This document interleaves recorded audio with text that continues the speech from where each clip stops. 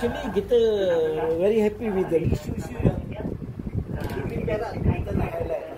Okay, kerana kita rasa ramai orang cakap bila media highlight isu itu, parti yang berberita yang mungkin menang akan bawa isu-isu ini.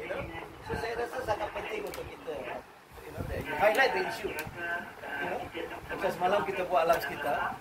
I think the next few days kita akan buat satu tentang perumahan. RM300,000 ke 500 mana orang itu kita akan buat lagi satu visi.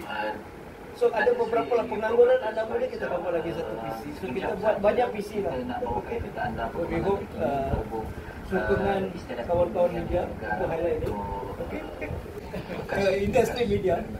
Dulu bila utusan kenapa kita yang membela pekerja utusan. Lepas tu Tamil Nation, lepas tu Sun. Baru-baru ini Malaysia Kini.